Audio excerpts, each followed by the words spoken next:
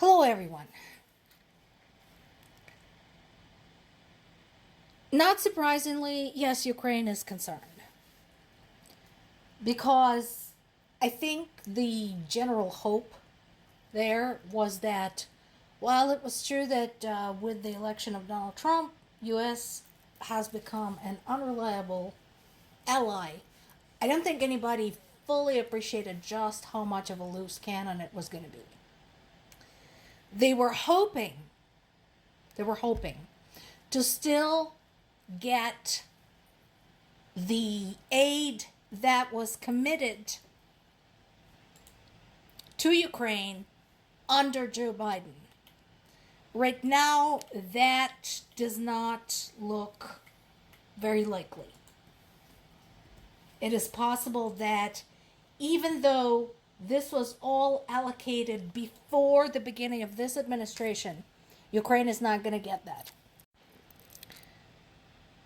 The message we're getting from the White House, from Pete Hegseth, and the rest is that the decision was made to put America's interests first, which is great.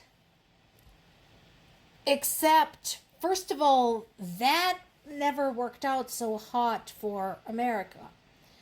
First of all, it's supremely ironic to me that this is coming from a country that exists as a nation precisely because another country provided help when it was necessary. I am talking, of course, about the Revolutionary War.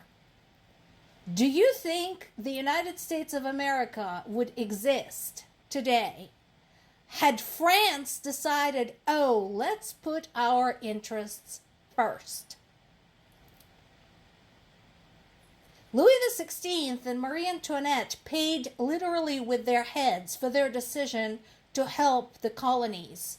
Granted, their motives were questionable. They wanted to stick it to England, which was the historic enemy of France. But regardless of motives, the United States would never have won that war against the British had it not been for the aid from the French. So isn't it so ironic that this is the country that is now refusing to aid the country to whom it committed to help? Budapest Memorandum, look it up. Against an invasion, saying, oh, we're going to put America's interests first. And my question would be to people of Ukraine and people of Europe too. Well, now you know. What are you going to do next? Personally, if I were Ukraine, I would start discontinuing any exports that go to the United States and rerouting them to the more supportive allies. So you guys didn't really need any of those inert gases that are necessary for the microchip production, right? You didn't really need that.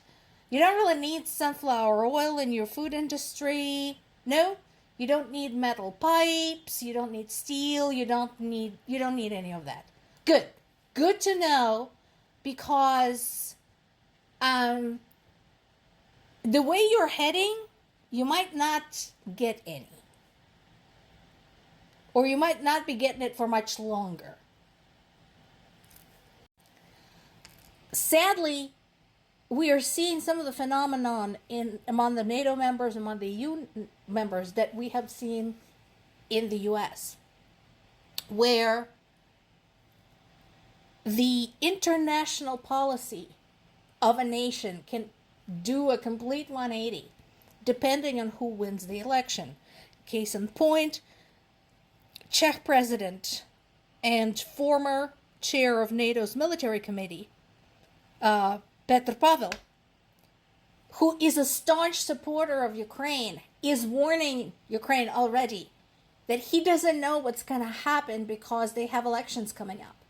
And if somebody wins the election who is less favorable with respect to Ukraine, he cannot guarantee continued aid.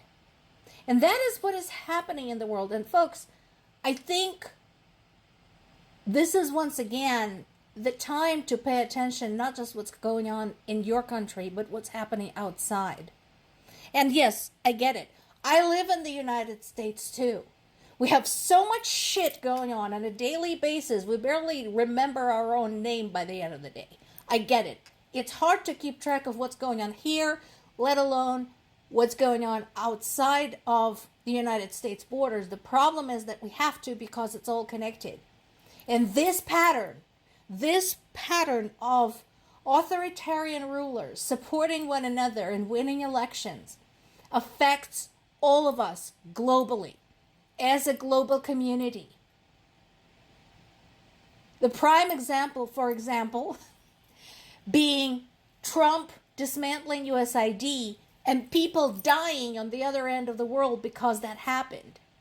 So who knows what other authoritarian ruler does something else on the other end of the world and somebody dies here in the United States.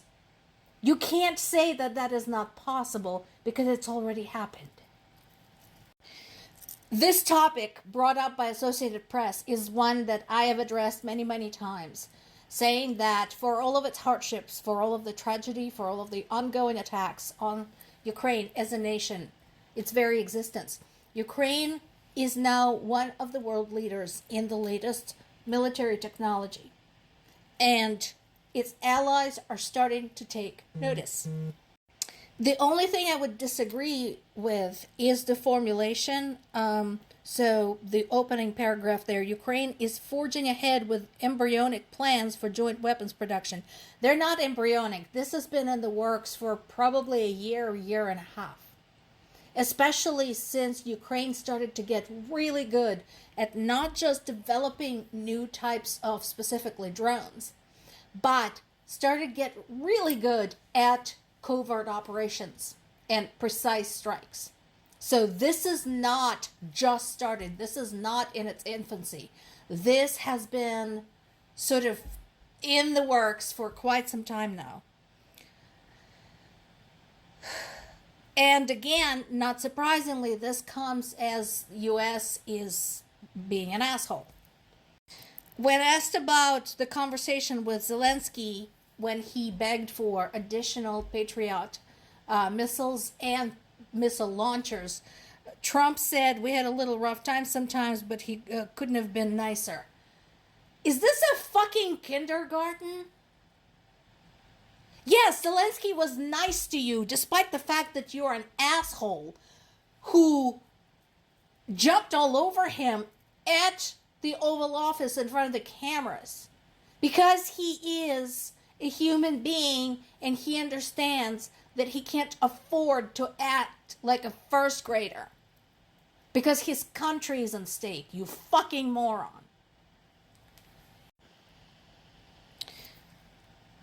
Case in point, when we go for the strategic strikes, there's been another strike successful deep into Russia. Here's what we know right now. It was more than 1,000 kilometers, 620 miles from the front line, and hit arms production facilities, factories that make drones, and Kalashnikov rifles. So again, we're back to it's easier to destroy a place where the drones are made rather than later try and shoot 500 drones out of the sky. Apparently, Putin had a call with Macron. It has yet to emerge what they talked about, but here is the significant detail. Macron talked to Zelensky before and after that phone call. If you're a true ally of somebody, that's how you do it. There's a continued operation against Russia's Shadow Fleet. Just a reminder, that is the transportation of Russian oil in the vessels that are marked with the symbols, flags of other countries. So that is ongoing. And the nuclear watchdog said that there's been drone attacks near Zaporizhzhia nuclear power plants. We get it. Yes, it's bad. Do something about it. More to come.